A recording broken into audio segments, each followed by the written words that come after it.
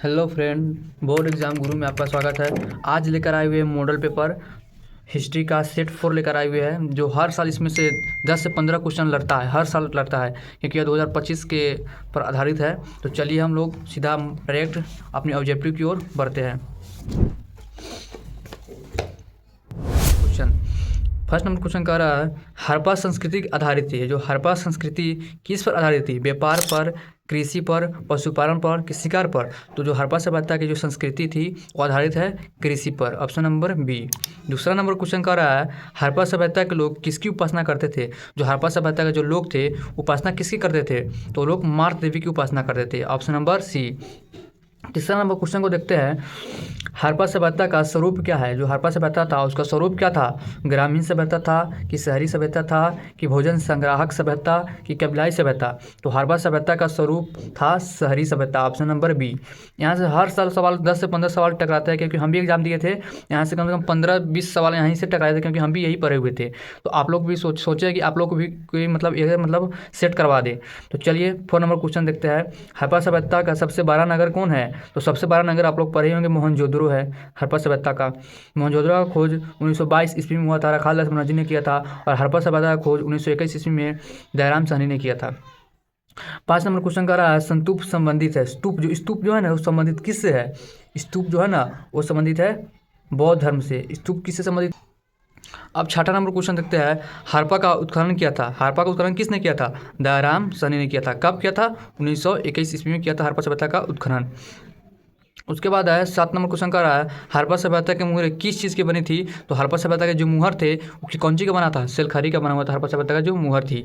बनावली किस राज्य में स्थित है? तो इसका ट्रिक पर याद किया है, यहाँ 2 अक्षर उठा लीजिएगा, बनता कौन है? तो हरियाणा राज्य क्या होता है? बनता है, ट्रिक है। तो बनावली किस राज्य में स्थित है? तो हरियाणा राज्य में स्थित है बनावली। 8 का क्या हो जाएगा? Option number A. 9 number question का रहा है, सिंधु घाटी के निवासियों को किस धातु का ज्ञान नहीं था? तो सिंधु सभ्यता के जो लोग थे उसको कौन सा धातु का ज्ञान नहीं था? तो लोहा का उसके पास ज्ञान नहीं था। चांदी का ज्ञान था, सोना का ज्ञान था, तांबा का ज्ञान था, पर लोहा का ज्ञान नहीं था। ये लोग लोहा दूसरे देश से क्या करते थे? मंगा कर काम करते थे। 10 नंबर क्वेश्चन का रहा है, मोहनजोदड़ो की खोज 1922 ईस्वी में किसने किया था? तो रखाल लक्ष्मण ने किया था मोहनजोदड़ो की खोज 1922 में। दयाराम साहनी ने कब किया था? 1921 ईस्वी में किया था हड़प्पा सभ्यता की खोज। उसके बाद 11 नंबर क्वेश्चन का रहा है, मोहनजोदड़ो का शाब्दिक मतलब क्या होता है? तो मोहनजोदड़ो का शाब्दिक मतलब होता है मृतकों का टीला। अब कह रहे हैं 12 नंबर क्वेश्चन, पाटलिपुत्र नगर की स्थापना किस नदी के संगम पर की गई थी? जो पाटलिपुत्र नगर है उसकी स्थापना किस नदी के संगम पर की गई थी? गंगा, पुनपुन, सोन, 3 गो नदी पर, गंगा, पुनपुन सोन नदी के संगम पर किया गया था। 13 नंबर क्वेश्चन कह रहा है, महाभारत का युद्ध कितने दिन तक चला था? जो महाभारत का युद्ध हुआ था वो कितने दिन तक चला था? तो आपको सबको याद होंगे 18 दिन तक चला था यह युद्ध महाभारत का। 14 नंबर क्वेश्चन कह रहा है, महावीर ने पार्श्वनाथ के सिद्धांतों में नया सिद्धांत क्या जोड़ा? तो नया सिद्धांत जोड़ा था ब्रह्मचर्य। महावीर ने नया सिद्धांत 24वां सिद्धांत जोड़ा था ब्रह्मचर्य। 15 नंबर क्वेश्चन है, निम्न में से महिला संत कौन थी? महिला संत कौन थी? तो मीरा, अंडार, कराईकल, इनमें से सभी क्या थी? महिला संत थी। 16 नंबर क्वेश्चन कह रहा है, मीरा किसकी भक्त थी? मीरा किसकी भक्त है? तो आप लोग जानते होंगे मीरा जो है ना कृष्ण की भक्त है। वीर कुंवर सिंह कहाँ के रहने वाले हैं? वीर कुंवर सिंह जो थे ना वो कहाँ के रहने वाले हैं? वीर कुंवर सिंह कहाँ के रहने वाले हैं? वह जगदीशपुर के रहने वाले हैं वीर कुंवर सिंह। किस चैप्टर का है? जो 1857 क्रांति हुआ था उसमें से पूछा गया है ऑब्जेक्टिव क्वेश्चन। 18 नंबर क्वेश्चन कह रहा है, अकबर के राज में राजस्व व्यवस्था किसके हाथ में था? तो अकबर के काल में राजस्व व्यवस्था टोडरमल के हाथों में था। 19 नंबर क्वेश्चन का रहा है, नूरजहाँ का असली नाम क्या था? नूरजहाँ था उसका असली नाम है मेहरुनिसा बेगम। आपको नहीं याद होगा तो यहाँ से याद कर लीजिएगा, मेहरू बेगम ट्रिक है। तो नूरजहाँ का असली नाम क्या है? मेहरुनिसा बेगम। 20 नंबर क्वेश्चन का रहा है, आइन अकबरी के लेखक कौन थे? आइन अकबरी के लेखक है अबुल फजल। आइन अकबरी के लेखक है अबुल फजल, जो अकबर के दरबार में रहते थे। 21 नंबर क्वेश्चन का रहा है, तंबाकू के सेवन पर किस शासक ने प्रतिबंध लगाया था? जो तंबाकू का जो सेवन हो रहा था ना उन पर किस शासक ने प्रतिबंध लगाया था? तो शाहजहाँ ने प्रतिबंध लगाया था। 22 नंबर क्वेश्चन कह रहा है, आइन अकबरी में अकबर के काल में कितने सूबों का वर्णन किया गया है? तो आइन अकबरी में अकबर के काल में कितने सूबों का वर्णन किया गया है? तो 12 सूबों का वर्णन किया गया है अकबर के काल में। 23 नंबर क्वेश्चन क्या कह रहा है कि भारत आने से पहले बाबर कहाँ का शासक था? जब भारत आने से पहले बाबर शासक कहाँ का था? तो भारत आने से पहले बाबर शासक था फरगाना का शासक था बाबर भारत आने से पहले। 24 नंबर क्वेश्चन को देखते हैं। अकबर ने टोडरमल को दीवाने अशरफ कब नियुक्त किया था? अकबर ने टोडरमल को दीवाने अशरफ कब नियुक्त किया था? 1583 ईस्वी में। जब अकबर ने टोडरमल को दीवाने अशरफ नियुक्त किया था 1583 ईस्वी में। 25 नंबर क्वेश्चन कह रहा है औरंगजेब ने अपने जीवन का अंतिम भाग कहाँ बिताया था? जब औरंगजेब था तो अपने जीवन का अंतिम भाग कहाँ बिताया था? तो दक्षिण भारत में बिताया था। Option number D. 26 number question कह रहा है अकबर ने जजिया कर कब समाप्त किया? अकबर ने जजिया कर समाप्त कब किया था? कह रहा है मुगल बादशाह अकबर का राज्याभिषेक कब हुआ? 1556 में हुआ था। 29 नंबर क्वेश्चन कह रहा है किस मुगल शासक ने दास प्रथा समाप्त किया था? दास प्रथा को किसने समाप्त किया था? कौन मुगल बादशाह था जो उसने दास प्रथा को समाप्त किया? तो अकबर ने दास प्रथा को समाप्त किया था। 30 नंबर क्वेश्चन कह रहा है निजामुद्दीन औलिया की दरगाह कहाँ है? जो निजामुद्दीन है उसकी दरगाह कहाँ है? निजामुद्दीन की दरगाह है दिल्ली। 31 नंबर क्वेश्चन कह रहा है कबीर का जन्म कब हुआ था? ये आप लोग कमेंट करके बताइए कि कबीर का जन्म कब हुआ था। गीता का उपदेश कहाँ से दिया गया था? कुरुक्षेत्र के मैदान से दिया गया था। 31 नंबर क्वेश्चन देखते हैं महावीर स्वामी की माता का नाम क्या था? जो महावीर स्वामी था उनका माता का नाम क्या है? त्रिशिला। उनका माता का नाम है त्रिशिला। 34 नंबर क्वेश्चन को देखते हैं महावीर ने पार्श्वनाथ के सिद्धांतों में नया सिद्धांत क्या जोड़ा? ब्रह्मचर्य जोड़ा। महावीर ने पार्श्वनाथ के सिद्धांतों में नया सिद्धांत ब्रह्मचर्य जोड़ा था। 35 नंबर क्वेश्चन को देखते हैं आर्यों की सभ्यता किस नाम से जानी जाती है? जो आर्य है उनकी सभ्यता को किस नाम से जानी जाती है? वैदिक सभ्यता का नाम से जानी जाती है। 36 नंबर क्वेश्चन है आर्यों का सबसे प्रमुख पशु कौन सा है? जो आर्य है उनका सबसे प्रमुख पशु कौन है? गाय है कि बैल है कि सांड है कि शेर है? तो आर्यों का सबसे प्रमुख पशु कौन है? कौन था बताइए? आर्यों का सबसे प्रमुख पशु कौन था? तो आर्य का सबसे प्रमुख पशु है सांड। सांड है सांड। ऑप्शन नंबर सी हो जाएगा। आर्यों का प्रिय पेय रस कौन सा है? सोमरस है। आर्यों का प्रिय पेय रस जो है ना सोमरस है। महात्मा बुद्ध को 38 नंबर क्वेश्चन कर रहा है महात्मा बुद्ध को महापरिनिर्वाण कहाँ प्राप्त हुआ था? जो महात्मा बुद्ध था उनको महापरिनिर्वाण कहाँ प्राप्त हुआ था? कपिलवस्तु में, पाटलिपुत्र में, कि कुशीनगर में, कि सारनाथ में? इसका ऑप्शन नंबर सी हो जाएगा कुशीनगर में प्राप्त हुआ था। 39 नंबर क्वेश्चन कर रहा है अंग्रेज को 1662 ईस्वी में पुर्तगालियों ने बम्बई क्यों दिया था? अंग्रेज को 1662 ईस्वी में पुर्तगालियों ने मुंबई कब दिया था? मुंबई क्यों दिया था? तो इसका ऑप्शन कौन सा हो जाएगा? दान में दिया था कि कर में दिया था कि व्यापार में दिया था? दहेज में दिया था। दहेज में। अंग्रेज को 1662 ईस्वी में पुर्तगालियों ने मुंबई को दहेज में दिया उनको।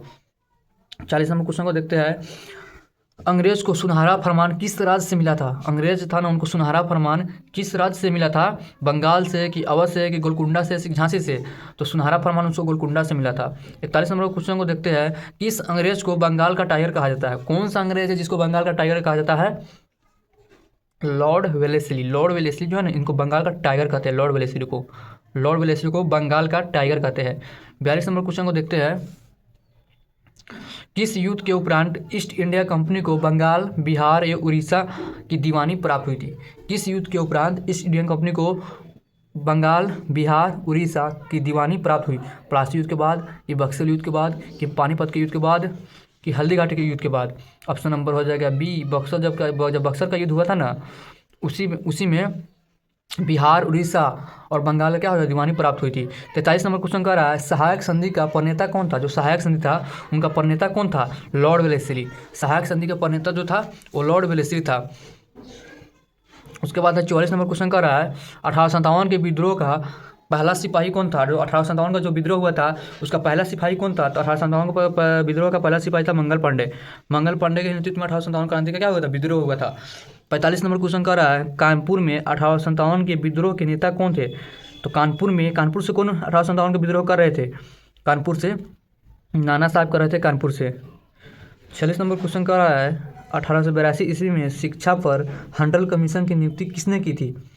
1882 ईस्वी में शिक्षा पर हंटर कमीशन की नियुक्ति किसने की थी? तो इसका हो जाएगा ऑप्शन नंबर ए, क्योंकि लॉर्ड रिपन जी था ना जो हंटर कमीशन की नियुक्ति की थी 1882 ईस्वी में। 47 नंबर क्वेश्चन कह रहा है 1857 का विद्रोह आरंभ कब हुआ था? ये आप लोग कमेंट में बताइए कि 1857 का विद्रोह कब हुआ था। तब लगेगा कि आप लोग का तैयारी हुआ है। अगर इस आंसर का जवाब नहीं, क्वेश्चन का जवाब नहीं मिला ना तो समझ जाएंगे कि आप लोग का तैयारी नहीं हुआ। इसका आप लोग कमेंट करिए 1857 का विद्रोह आरंभ कब हुआ था? 10 मई को, 13 मई को, 18 मई को कि 26 मई को? ये आप लोग कमेंट में बताइए। चलिए 48 नंबर क्वेश्चन को देखते हैं निजामुद्दीन औलिया किस सूफी सिलसिले से संबंधित है? निजामुद्दीन औलिया किस सूफी सिलसिला से संबंधित है? निजामुद्दीन जो औलिया है और किस सूफी सिलसिला से संबंधित है? वो चिश्ती से संबंधित है। निजामुद्दीन सीधा इसको याद करें, निजामुद्दीन चिश्ती सिलसिला से संबंधित है, ऐसे याद कर लीजिएगा। 49 नंबर क्वेश्चन कह रहा है पटना कॉलेज पटना का बिल्डिंग किस यूरोपीय कंपनी का पहले गोदाम था। पटना जो कॉलेज था वो पटना का जो बिल्डिंग है किस यूरोपीय कंपनी का पहले गोदाम था। अंग्रेज़ का गोदाम था कि पुर्तगाल का कि फ्रांस का कि डच का, ये बताना है। तो ये डच का क्या था, पटना का जो कॉलेज था जो पटना का बिल्डिंग है यूरोपियन कंपनी का क्या था, यूरोपियन कंपनी का गोदाम था। डच कंपनी का क्या था, गोदाम। 50 नंबर क्वेश्चन में आ गया। 50 नंबर क्वेश्चन को देखते हैं, आप लोगों को दिखाई नहीं दे रहा होगा, चलिए अब हो गया। 50 नंबर क्वेश्चन कह रहा है अखिल भारतीय कांग्रेस की प्रथम अध्यक्ष कौन थे। अखिल भारतीय कांग्रेस के प्रथम अध्यक्ष कौन थे। Dadabhai Naoroji, Annie Besant, A O. Hume, W C. Banerjee. तो अखिल भारतीय कांग्रेस के प्रथम अध्यक्ष कौन थे, इसका कौन सा आंसर सही होगा, आप लोग बताइए तो। दादा भाई नौरोजी होगा कि एनी बेसेंट की ए.ओ. ह्यूम की डब्ल्यू.सी. बनर्जी, इसको भी आप लोग कमेंट कीजिए। 51 नंबर क्वेश्चन देखते हैं 1942 ईस्वी के आंदोलन के दौरान आज़ाद दस्ता का गठन किसने किया था। तो आज़ाद दस्ता का गठन ये किया था सुभाष चंद्र बोस ने किया था। आज़ाद दस्ता का गठन सुभाष चंद्र बोस। आज़ाद दस्ता है भाई, आज़ाद दस्ता का गठन जयप्रकाश नारायण किया था, जयप्रकाश नारायण, सॉरी एक क्वेश्चन जो सुभाष चंद्र बोस ने किया था। 1942 ईस्वी में आंदोलन के दौरान आज़ाद दस्ता का गठन जयप्रकाश नारायण ने किया था। देखते हैं संविधान सभा का स्थायी अध्यक्ष किसे चुना गया है। तो राजेंद्र प्रसाद को ही चुना गया था। 53 नंबर क्वेश्चन देखते हैं खिलाफत आंदोलन कब प्रारंभ हुआ था। खिलाफत आंदोलन कब हुआ था। 1919 ईस्वी में खिलाफत आंदोलन हुआ था। 54 नंबर क्वेश्चन है श्वेतांबर और दिगंबर किस धर्म से संबंधित है। श्वेतांबर और दिगंबर किस धर्म से संबंधित है। जौन धर्म से संबंधित है श्वेतांबर और दिगंबर। 55 नंबर क्वेश्चन है राज तरंगिणी के लेखक कौन है। कलहन। राज तरंगिणी के लेखक है कलहन। 56 नंबर क्वेश्चन है कुरुक्षेत्र का युद्ध किसने जीता था। कुरुक्षेत्र का जो युद्ध हुआ था उसमें कौन जीता था। पांडव, कौरव, स्थल कि मंगोल। ये दोनों तो हटिए जाएगा, इसमें बताइए। तो कुरुक्षेत्र का युद्ध किसने जीता था, पांडव ने। 57 नंबर क्वेश्चन है 5 पांडवों में सबसे बड़ा कौन था। भीष्म था कि अर्जुन था कि युधिष्ठिर था कि नकुल। तो सबसे बड़ा ये युधिष्ठिर। आप लोग कैसे याद करना है। तो 5 पांडवों में सबसे बड़ा कौन था। तो जो कठिन शब्द लोग ना यही क्या था, बड़ा था, सबसे बड़ा भाई यही था। उसके बाद 58 नंबर क्वेश्चन देखते हैं पंचाली किसका उपनाम था। पंचाली किसका उपनाम था। द्रौपदी का नाम था पंचाली, द्रौपदी का नाम था पंचाली। चलिए 59 नंबर क्वेश्चन को देखते हैं सकर्षण किसका दूसरा नाम था। तो सकर्षण किसका दूसरा नाम है, बलराम का दूसरा नाम है सकर्षण। 60 नंबर क्वेश्चन देखते हैं भीष्म पितामह का मूल नाम क्या था। भीष्म पितामह का मूल नाम क्या था। 60 का हो जाएगा सी, देवव्रत नाम था भीष्म पितामह का। 61 नंबर क्वेश्चन देखते हैं कबीर शिष्य थे, किसके शिष्य थे कबीर। जो कबीर थे वो किसके शिष्य थे।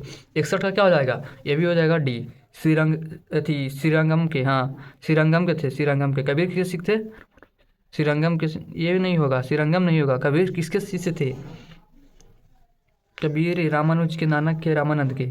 कबीर रामानंद के शिष्य होंगे, यही होगा जवाब सही, ये वाला जवाब सही होगा। इसमें थोड़ा कंफ्यूज हो रहा है, आप लोग कमेंट करके बताइएगा कबीर किसके शिष्य थे। यही होगा शायद, यही शायद होगा यही। चलिए 62 नंबर क्वेश्चन को देखते हैं हम्पी नगर किस साम्राज्य से संबंधित है। जो हम्पी जो नगर है वह किस साम्राज्य से संबंधित है। तो विजयनगर साम्राज्य से संबंधित है। तो विजयनगर साम्राज्य की स्थापना 1336 ईस्वी में किया था। हरिहर और वोका ने 2 भाई मिलकर किए थे विजयनगर साम्राज्य की स्थापना। तो ये तो सही है। 30 नंबर क्वेश्चन देखते हैं अलबुर्नी किसके साथ भारत आया था। जो अलबुर्नी था किसके साथ भारत आया था, गजनी के साथ, मतलब मोहम्मद गजनी के साथ भारत आया था अलबुर्नी। 64 नंबर क्वेश्चन है महावीर का जन्म कहाँ हुआ था। जो महावीर था उनका जन्म कहाँ हुआ था, कुंडलवन वैशाली में जन्म हुआ था महावीर का। 65 नंबर क्वेश्चन को देखते हैं श्रीमंद किसकी रचना, श्रीमंद की कौन सी रचना है। श्रीमंद की रचना कौन सी है। 65 नंबर क्वेश्चन कर रहा है तो इसकी रचना हो जाएगी मुद्राक्षक अर्थशास्त्र की वृहत कथा मंजरी। हाँ वृहत कथा मंजरी ये होगा। जो थोड़ा इधर कर लेते हैं। अब कह रहा है 66 नंबर क्वेश्चन इंडिका किसकी रचना है। इंडिका किसकी रचना है। ये हो जाएगा मेगास्थनीज की रचना है इंडिका, मेगास्थनीज की रचना इंडिका है। 67 नंबर क्वेश्चन कह रहा है किस गुप्त शासक को लिच्छवी द्रोहित कहा जाता है। कौन सा गुप्त शासक है जिसे लिच्छवी द्रोहित कहा जाता है। तो 67 का ए, समुद्रगुप्त को लिच्छवी द्रोहित कहा जाता है।